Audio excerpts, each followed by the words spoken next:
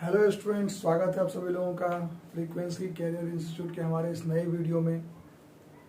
आज का जो वीडियो है वो आईआईटी फाउंडेशन कोर्स को लेकर है।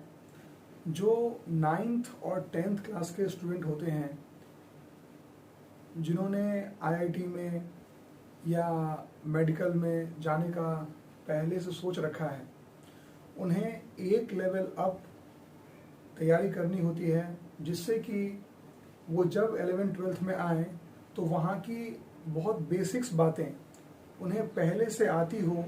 इससे उनका 11th-12th का जो सफ़र है वो आसान हो जाता है। तो इस तरीके से मैंने आपको आईआईटी फाउंडेशन का एक बहुत ही शॉर्ट डेफिनेशन समझा दिया है कि हम उसको क्यों पढ़ते हैं।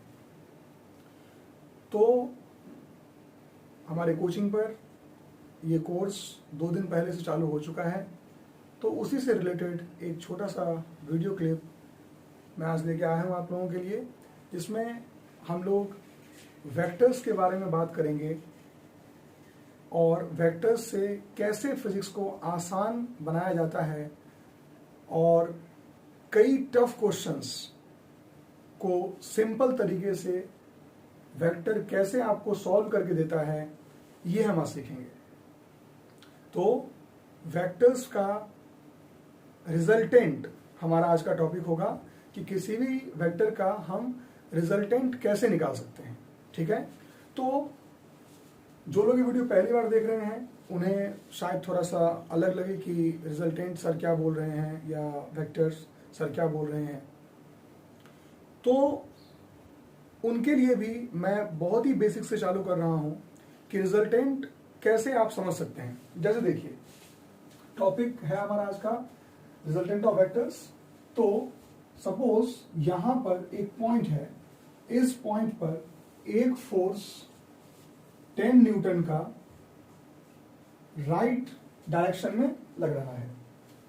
अगर यहां पर कोई बॉडी रखी जाए तो वो सिर्फ और सिर्फ राइट डायरेक्शन में मूव करेगी। लेकिन अगर इस पॉइंट पर इस 10 न्यूटन के साथ साथ एक फोर्स और है जो 5 न्यूटन का है, तो इस पॉइंट पर 2 फोर्स लग रहे हैं। मतलब अगर मैं किसी बॉडी को यहां पर रख दूं तो वो बॉडी 2 अलग अलग फोर्सेस के कंट्रोल में है। तो वो ना तो इस 10 की तरफ जाएगी ना ही वो ऊपर जाएगी, तो फिर कहां जाएगी। हम में से सभी लोगों ने बचपन में एंग्री बर्ड्स का गेम खेला होगा, या जिन लोगों ने गेम नहीं खेला होगा वो सब लोग इतना तो कम से कम जानते ही होंगे कि गांव में हम लोग ऐसे ही कोई फल तोड़ने के लिए एक गुलेल जैसा कुछ इस्तेमाल करते हैं, जो ऐसा वाई शेप का होता है, कुछ इस तरीके का होता है, जिसमें हम एक तरफ एक रबर बैंड ऐसे लगाते हैं और यहां पत्थर खींच के ऐसे फेंकते हैं। बहुत ही कॉमन सा एग्जांपल है। तो वहां आप में समझाइए कि अगर मैं यहां पर खड़ा हूं और एक फोर्स इस तरफ लग रहा है उस गुलेल में, मान लो बहुत बड़ा सा गुलेल ऐसा लगा हुआ है, वहां से एक एंड आ रहा है, यहां से एक एंड आ रहा है, यहां पत्थर बंधा हुआ है, मैं इसको खींच रहा हूं, एक यहां फोर्स एक यहां फोर्स। ये पत्थर कहां जाएगा, इधर या इधर? आप सब जानते हैं पत्थर कहां जाएगा, पत्थर बिल्कुल बीच में जाता है। मैंने बोला आपको कि जो पहली बार देख रहे हैं उन्हें भी समझ में आएगा। तो पत्थर कहां जाता है, बिल्कुल बीच में जाता है।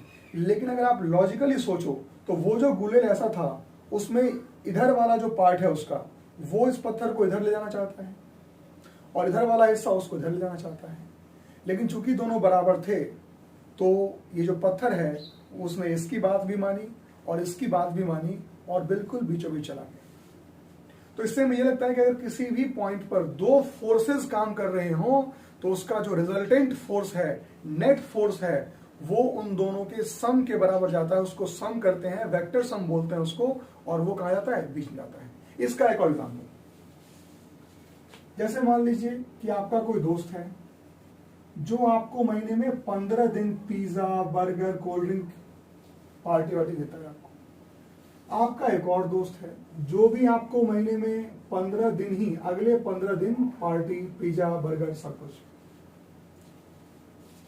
दोनों आपके दोस्त हैं, दोनों आपको महीने में 15-15 दिन पार्टी दे रहे हैं, पिज्जा बर्गर खिला रहे हैं।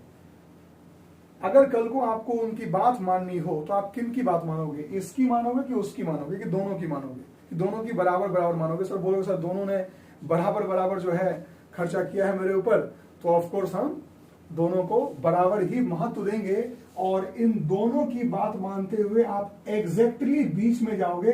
अगर ये 90 है तो आप आसानी से समझ सकते हैं, आप 9-10 के स्टूडेंट हैं, कि ये 45 डिग्रीज का एंगल बना के जाएगा। अच्छा एक बात बताओ, वेक्टर को पिज्जा बर्गर से भी समझा जा सकता है, ये भी पहली बार ही आप लोग देख रहे हैं। खैर आगे बढ़ते हैं कि अगर यहां पर मैं कहूं कि ये 25 दिन आपको पार्टी दे रहा था और ये भाई साहब मात्र 5 दिन में आपको पार्टी दे रहे थे, बात मानने का अगर टाइम आएगा तो आप किसकी बात मानोगे, मानोगे उसकी भी, क्योंकि 5 दिन तो उसने भी खिलाया है आपको, है ना।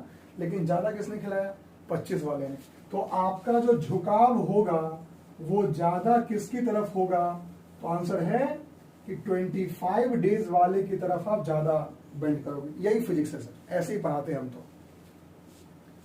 तो वेक्टर का रिजल्टेंट निकालना आपके लिए, पहले निकालना ठीक है, हम पढ़ते हैं फॉर्मूला उसका थोड़ी देर में, लेकिन ये तो पता चल गया ना आपको कि रिजल्टेंट नाम की कोई चीज होती भी है, और वो ये होता है कि जिस भी पॉइंट पर दो वेक्टर काम कर रहे हो उसका रिजल्टेंट आप ऐसे निकाल सकते हो। मैंने फोर्स का एग्जांपल इसलिए लिया है क्योंकि फोर्स एक वेक्टर क्वांटिटी है। ये रूल किसी भी वेक्टर के लिए आप अप्लाई कर सकते हैं कि उसका रिजल्टेंट होता है। इसी चीज को हम एडिशन ऑफ वेक्टर भी कहते हैं, कि दो वेक्टर के इफेक्ट को ऐड करना भी यही चीज है।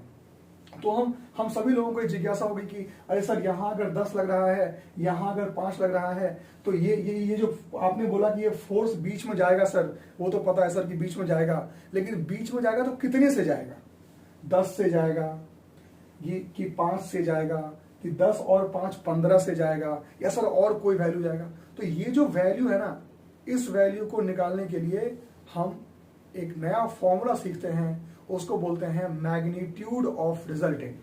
कि ये जो रिजल्टेंट जाएगा बीच से वो कितना होगा, वो 10 होगा कि 5 होगा कि बीच में होगा, वी डोंट नो, उसको चेक करते हैं। देखिए रूल बड़ा सिंपल है, अगर पहला वेक्टर ए है और दूसरा वेक्टर मान लो वेक्टर बी है, इन दोनों वेक्टर के बीच में अगर थीटा एंगल है, थीटा कोई बहुत बड़ी चीज नहीं होती, 10th वाले तो खैर थोड़ा मोड़ा जानते होंगे, वैसे अभी वो भी थोड़ी देर बाद सीखेंगे। 9th वाले बच्चे उनके लिए बता दूं, थीटा कुछ नहीं होता, जैसे एंगल मानते हैं ना ऐसे ही थीटा होता है। शो ऑफ की बातें कुछ नहीं है, जैसे आप नंबर को एक्स मानते हो ना, तो कोई नंबर को पी मान लेता है, ऐसे ही थीटा को, एंगल को थीटा मान लेते हैं। THETA बोलते हैं सर उसमें, है थीटा बोलते हैं। चलिए, तो ये दो वेक्टर के बीच का एंगल क्या है, थीटा है, ठीक। तो अगर इसका रिजल्टेंट बीच में जाएगा उसको R से डिनोट करते हैं, और इस R की जो वैल्यू होती है उसका फॉर्मूला होता है √A² + B² + 2AB cos theta. A² + B² + 2AB cos theta. cos theta की वैल्यू होती है, cos 0 डिग्री 1 होता है, cos 30 डिग्री 1/2 होता है, cos 45 डिग्री 1/√2 होता है, cos 60 1/2, और फिर cos 90 0 हो जाएगा। तो फिर से बताता हूं मैं आपको कि cos की जो वैल्यूज आप लिखेंगे तो 0 से स्टार्ट करेंगे, 0 डिग्री, 30 डिग्री, 45 डिग्री, 60 डिग्री और 90 डिग्री। तो 0 पे क्या होगा, cos 1 होगा, 30 पे क्या होगा, √3/2, 45 पे क्या होगा, 1/√2, और 60 पे क्या होगा, 1/2, और 90 पे क्या होगा, 0। ये आप नोट कर सकते हैं फिलहाल सीखने के लिए कि cos थीटा एंगल की वैल्यू क्या हो सकती है। वैसे ट्रिग्नोमेट्री में ये आप पढ़ेंगे कि ये क्या होता है। चलिए, तो यहां से हम क्या निकाल सकते हैं कि रिजल्टेंट की वैल्यू कितनी होगी। ओके ठीक है, अब आगे बढ़ते हैं।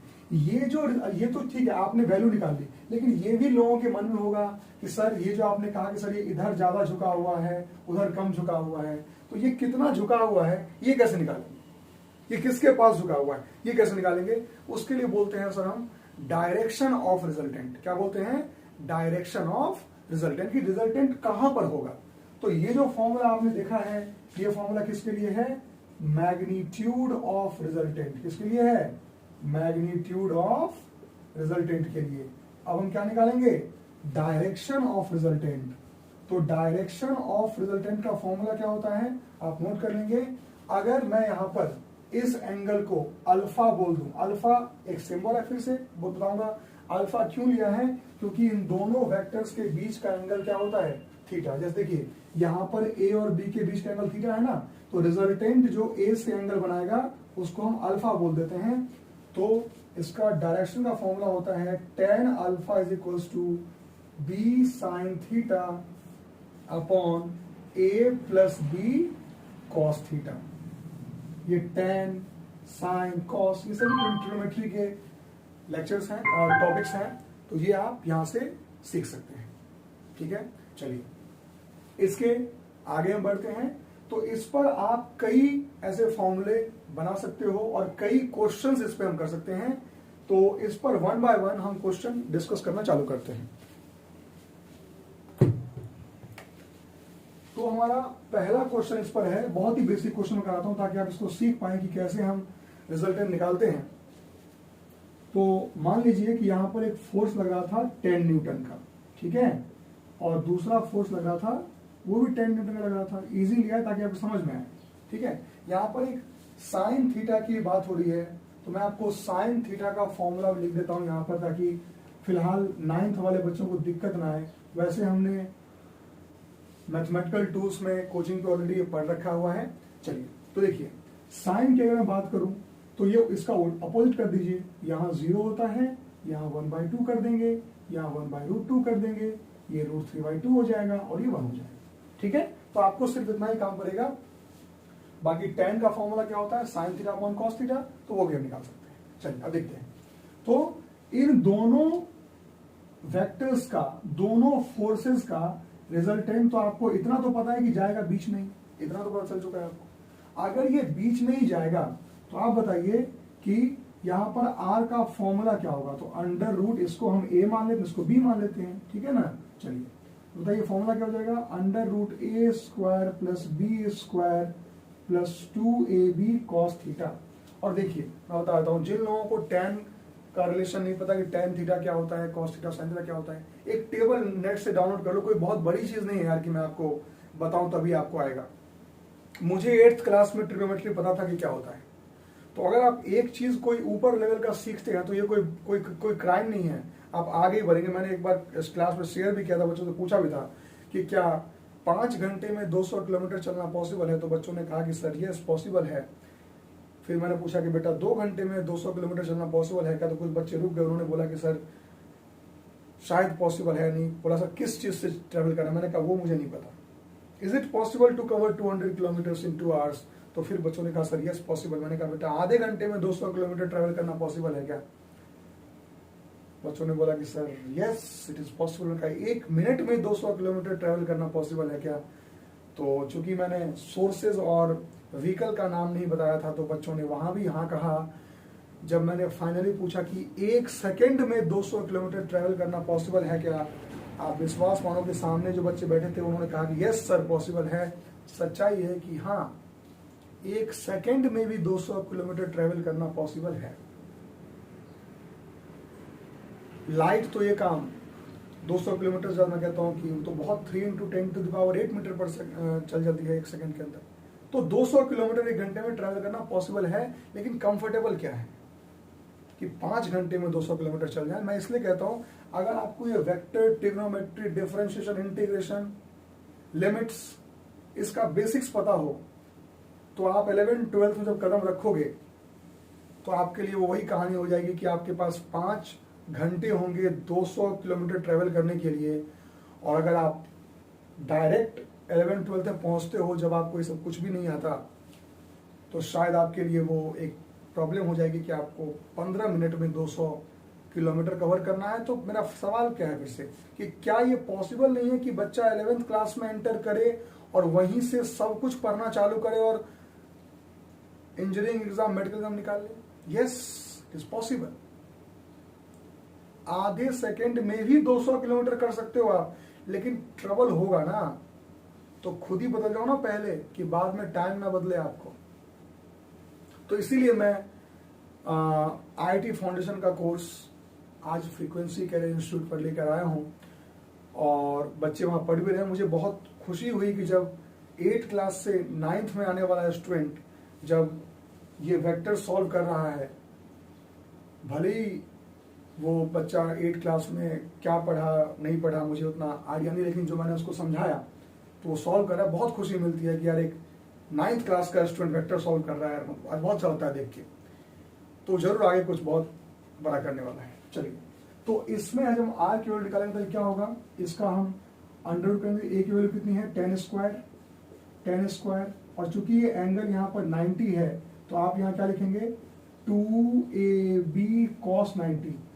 किसको पता है cos 90 क्या होता है, टेबल याद कर लो, वहां छपा हुआ है cos 90 जीरो होता है। जैसे ही ये जीरो हुआ ये पूरी क्वांटिटी कैंसिल हो गई, अंडर रूट के अंदर क्या बचा, अंडर रूट 200। सॉल्व करोगे क्या आएगा, 10 रूट 2। क्या आएगा, 10 रूट 2। जो लोग नहीं कर सकते वो प्राइम फैक्टर कर लें, 2 इंटू 10 इंटू 10। कपल एंट्री होती है सर, कपल बाहर आता है और बाकी अंदर होता है ना, तो कपल एंट्री भी होती है यहाँ पे। चलिए, तो 10 रूट 2 हो गया। तो 10 रूट 2 न्यूटन से रिजल्टेंट आएगा। जो लोग 10th वाले हैं उनको पता होगा कि रूट 2 की वैल्यू 1.4 होती है।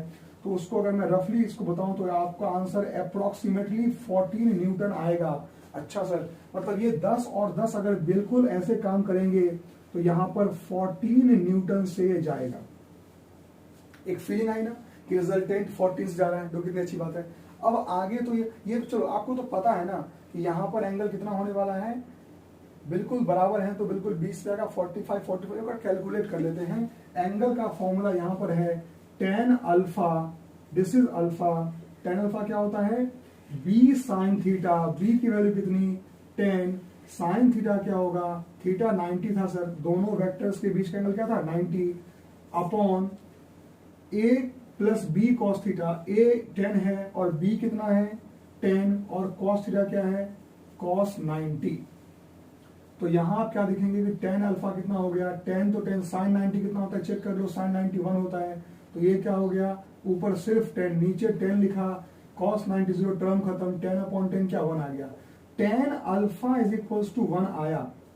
अब पता है एक बहुत ही छोटी सी बात बताता हूँ, छोटी सा ना, मतलब ऐसा मान लो कि बैक्टीरिया है, वो बहुत बहुत बहुत छोटा है, वायरस नहीं बोलूंगा, थोड़ा भी डर का माहौल है। तो बैक्टीरिया है सर, बहुत छोटा है। क्या छोटी बात है वो कि tan 45 डिग्री 1 होता है सर, ये कोई बड़ी बात नहीं है। टेबल नेट पे डालोगे ना तुरंत आ जाएगा, है ना, जैसे सॉन्ग सर्च करते हैं ना, तुरंत डालो कि ट्रिग्नोमेट्रिक रेशियो टेबल, तुरंत आ जाएगा कि साइन थीटा कॉस थीटा, और 10 मिनट लगेंगे आपको याद करने में सर। और अगर मन नहीं बना तो क्या पता 10th पास कर तो भी याद ना हो, वो आपके ऊपर सब कुछ डिपेंड करता है, ठीक है ना। तो tan 45 डिग्री क्या होता है, 1 होता है। तो इस 1 के बदले में क्या लिख सकता हूं, tan 45 degree. tan alpha, alpha की वैल्यू अब यहां से कंपेयर कर लो, अल्फा क्या हो गया, 45 डिग्री। आपके सामने आंसर है सर।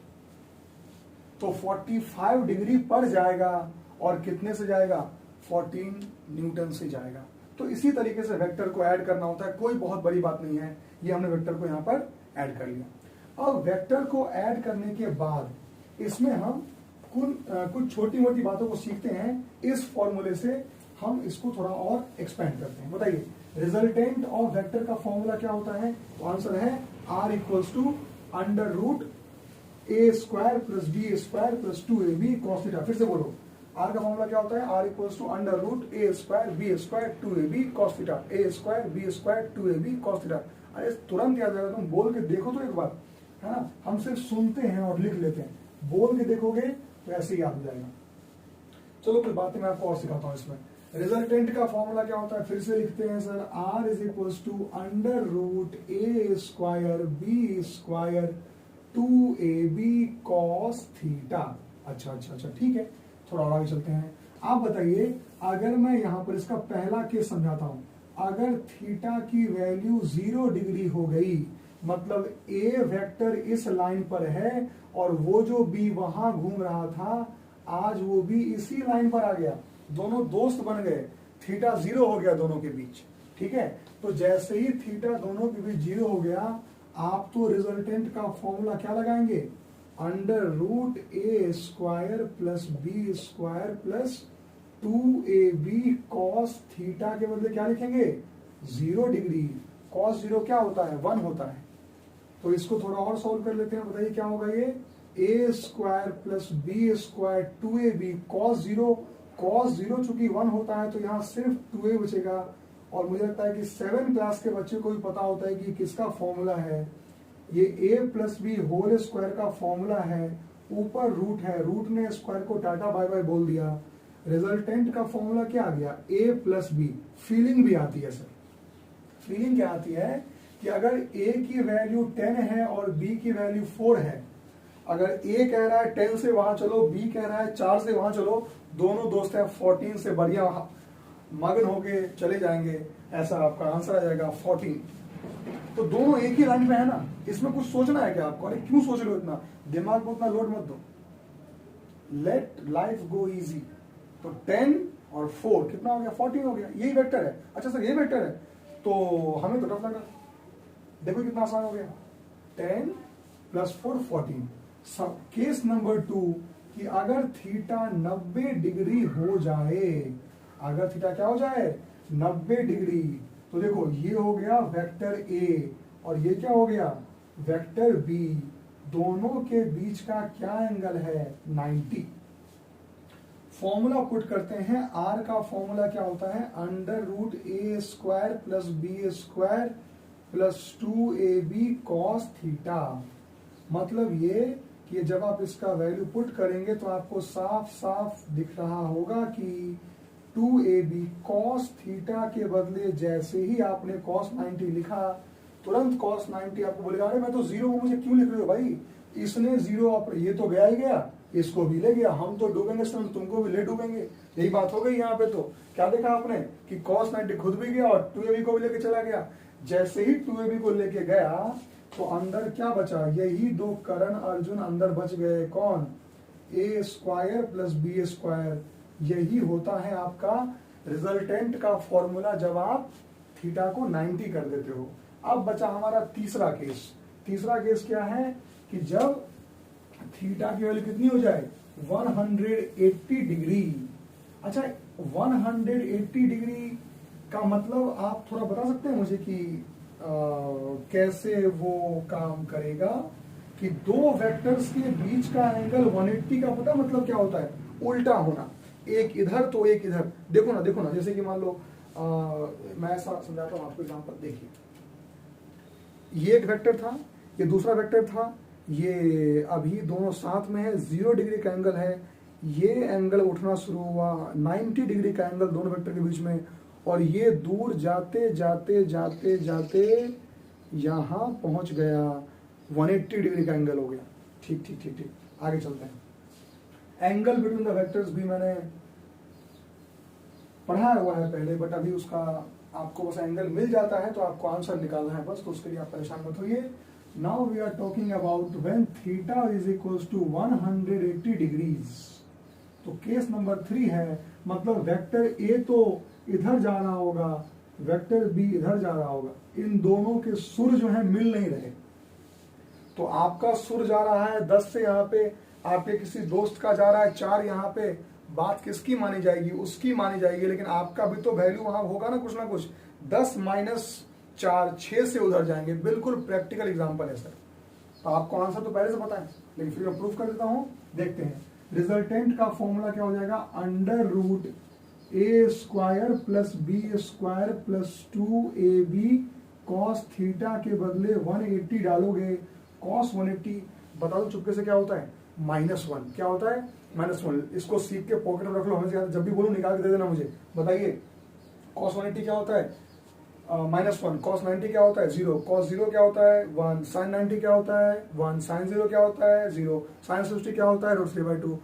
cos 60 क्या होता है, 1/2। sin 30 क्या होता है, √3/2। cos 30 क्या होता है, √3/2। ये मैं ज्यादा बोल दिया, बट कोई बात नहीं, आप उस टेबल में देख के सीख सकते हैं, काफी आसान चीज है सर। आगे बढ़ते हैं, आगे आगे आगे आगे। बताइए ये क्या होगा, ए स्क्वायर प्लस बी स्क्वायर, और यहाँ -2ab क्यों होगा, क्योंकि cos 180 खुद ही होता है -1 माइनस जाएगा। अरे ये फॉर्मूला तो आप जानते हो ना, अब ये भी मुझे अगर बताना पड़ गया तो क्या फायदा, कट गया। r का वैल्यू क्या होगा, a माइनस बी।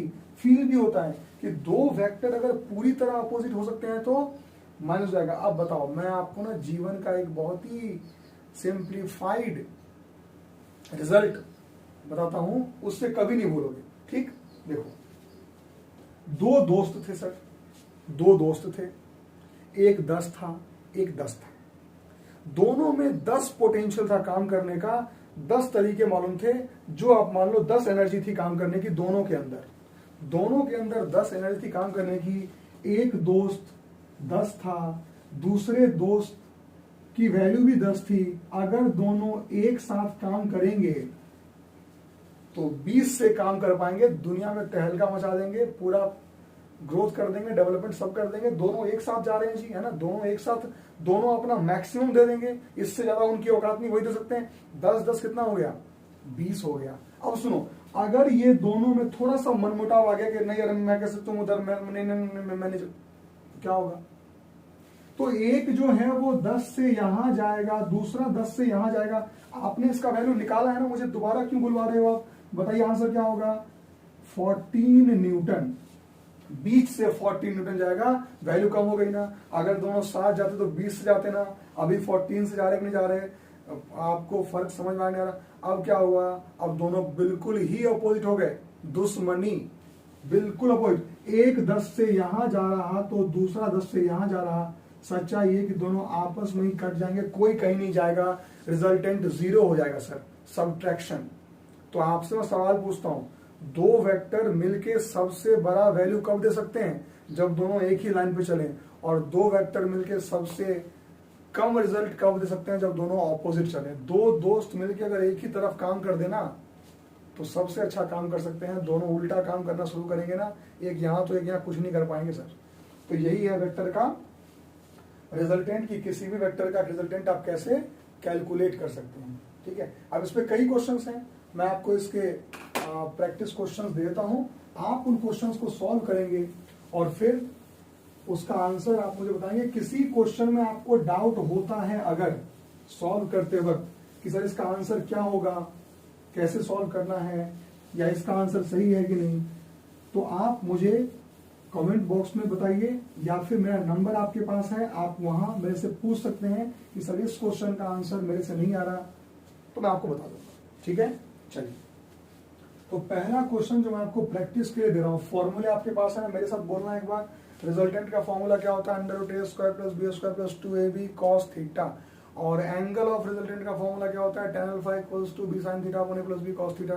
क्या ये बात आप इसी स्पीड से बोल सकते हैं, बिल्कुल बोल सकते हैं, बिल्कुल बोल सकते हैं। सवाल नंबर पहला ये है कि एक वेक्टर यहाँ पर है 5 मीटर पर सेकेंड। अरे वेलोसिटी वेक्टर होता है कि नहीं होता है, पता है ना आपको, 5 मीटर पर सेकेंड यहाँ पर है, और इधर गया ये मान लो कि 8 न्यूटन, सॉरी 8 मीटर पर सेकेंड यहाँ गया। आप एंगल 90 डिग्री है, आपको यहाँ पे रिजल्टेंट भी निकालना है और एंगल भी निकालना है। अगला सवाल है कि एक फोर्स यहाँ है 20 न्यूटन, दूसरा फोर्स यहाँ है 10 न्यूटन, इन दोनों के बीच 45 थोड़ा टफ हो जाएगा आपके लिए, 60 डिग्री का एंगल दे रहा हूं। आपको बताना है कि इसका रिजल्टेंट क्या होगा। अगला क्वेश्चन, एक वेक्टर है इधर दैट इज 100 न्यूटन, और दूसरा वेक्टर है इस तरफ दैट इज 20 न्यूटन। एंगल इनके बीच का है 60 डिग्री ही दूंगा। तो आपको निकाल, सभी क्वेश्चन में आपको मुझे रिजल्टेंट निकाल के देना है, और सभी क्वेश्चन में आपको एंगल ऑफ रिजल्टेंट निकाल के देना है कि रिजल्टेंट का एंगल क्या होगा। देखो, तीन भी क्वेश्चन बना लोगे ना तो वेक्टर का जोड़ना तो आपको आ ही जाएगा। ठीक है, अब इसके बाद वाले टॉपिक में हम लोग पढ़ेंगे कि वेक्टर का रिजोल्यूशन कैसे होता है। रिजोल्यूशन होता है वेक्टर को तोड़ते कैसे हैं उसके कंपोनेंट्स में। ठीक है, तो दो वेक्टर अगर ऐसे जा रहे थे, उसका रिजल्टेंट बीच में जा रहा था, तो अगर कोई वेक्टर खुद ही जा रहा है बीच में तो उसके दो टुकड़े कौन कौन से होंगे, इसको बोलते हैं हम लोग रेजोल्यूशन ऑफ वेक्टर्स। ठीक है, आप सभी लोगों से मेरा रिक्वेस्ट है कि आप सभी लोग अपने बेसिक्स को स्ट्रॉन्ग करें, अपने बेसिक्स बुक्स को पढ़ें, एनसीईआरटी को पढ़ें, उसके क्वेश्चंस करें, लेकिन साथ ही साथ थोड़ा एक लेवल अप तैयार करें अपने आप को, क्योंकि एवरेज को कोई नहीं पूछता सर, एवरेज को कोई नहीं पूछता। मैं कई बार बता चुका हूँ क्लासेस में और रिसेंटली मैंने एक वीडियो भी अपलोड किया था, इससे जस्ट पिछला वीडियो, की मोटिवेशन क्या सही में ज़रूरी है। तो एवरेज लोगों को कोई नहीं पूछता, थोड़ा सा अलग बनिए और मेहनत आपको करनी ही पड़ेगी। बच्चे सोचते हैं कि 10th के बाद हम आर्ट्स ले लेंगे तो मेहनत नहीं करनी पड़ेगी, बाकी बच्चे ये सब पढ़ रहे होंगे और हम तो बढ़िया स्टोरी पढ़ रहे होंगे कि इसने क्या किया, उसने क्या किया, मुगल वंश में क्या हुआ, अंग्रेजों ने क्या किया, हड़प्पा में क्या हुआ, और बढ़िया एग्ज़ाम पास कर जाएंगे। उसके बाद वो तैयारी करते हैं किसी गवर्नमेंट एग्ज़ाम की, पीएससी की या किसी और चीज़ की। उनमें उनसे पूछेगा कितना पढ़ना पड़ता है उनको। जितना एक इंजीनियर पूरे 4 साल में नहीं पढ़ता, उतना उनको 1 साल या 2 साल में पढ़ के एग्ज़ाम निकालना पड़ता है। बच्चे सोचते हैं कि मैथ्स कमज़ोर है, कॉमर्स ले लेते हैं, कॉमर्स में आगे बढ़ जाएंगे। तो कॉमर्स में फिर आप जब अच्छे लेवल पे तैयार करोगे अपने आप को कैट के लिए, तो वहाँ फिर से पढ़ना पड़ेगा बहुत ज़्यादा। पीसीएम वाले तो चलो एग्ज़ाम करते हैं, पीसीएम में भी आपको अच्छे लेवल पे जाना हो तो वहाँ भी आपको पढ़ना। तो हर जगह आप अगर अच्छा एक लेवल चाहते हैं कि हमें अचीव करें, तो आपको उसी हिसाब से उतनी ही मेहनत करनी पड़ेगी। बिना मेहनत के आपको ये नहीं, ऐसा कोई रास्ता, अभी तो खैर आप 9th में होंगे तो आप इतना नहीं सोचते होंगे कि आगे उतना क्या करना है मुझे, या फिर चीज़ें उतनी ओपन नहीं होंगी आपके लिए। लेकिन आप ये जानेंगे 3-4 साल के बाद ही कि हमारा टारगेट क्या, हमारी फील्ड्स क्या क्या हैं, हम कहाँ कहाँ जाकर अर्निंग कर सकते हैं, जॉब कर सकते हैं। क्योंकि फाइनली लोगों का टारगेट वही आके रुकता है कि आपको कौन सा जॉब करना है आगे जाके। तो वो चीज़ आप तभी अच्छा कर पाएंगे जब आप स्टार्टिंग से फोकस्ड हों। और एक कहते हैं ना, मेहनत आपको करनी पड़ेगी एक बराबर लेवल पे पहुंचने के लिए। हर फील्ड के आदमी को, चाहे वो कॉमर्स का हो, चाहे वो साइंस का हो, चाहे वो आर्ट्स का हो, चाहे किसी भी फील्ड का हो, उसको अगर एक उस लेवल पे पहुंचना है तो उसके लिए सबको बराबर मेहनत ही करनी पड़ती है। तो आप इसको अच्छे से पढ़ें, जो भी डाउट होगा आप मेरे से पूछें। Thank you so much for being.